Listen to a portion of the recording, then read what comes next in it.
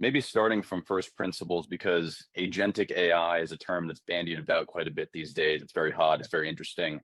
A lot of people don't necessarily know what it means. So, from first principles, what does agentic mean? Well, if you look at agency, the concept of agency in life or in your job, it really comes down to having a sense of autonomy. So, if you've got agency in your life, it means you've got a kind of sense of control, sense of autonomy. When you apply that to AI, really that's what it is. So, the degree to which an AI system is autonomous.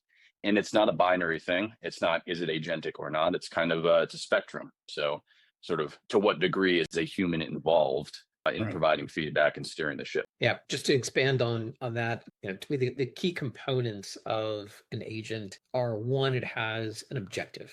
Then it goes about developing a plan.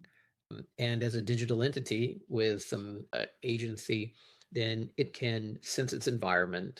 Those are probably going to be digital sensors that it has. Go about planning a course about how it can meet its objectives, walk through those objectives, try to accomplish its tasks. If it can't, it will create workarounds to still try to do that, manage its tasks, and then remember how this went. It may be working off of long-term memory, as well as such as like what are our standard operating procedures for this process, as well as short-term, which are things like, hey, how am I doing on my tasks? Issues did I just run into? Which emails did I just receive? So when I think about, I think Jason did a great job of talking about how is this different?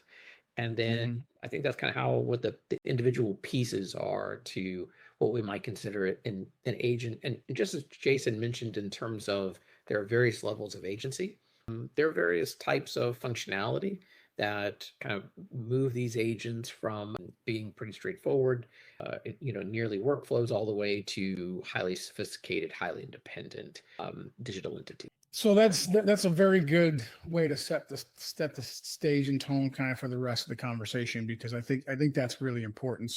So maybe you guys can talk about, where do you see those showing up today?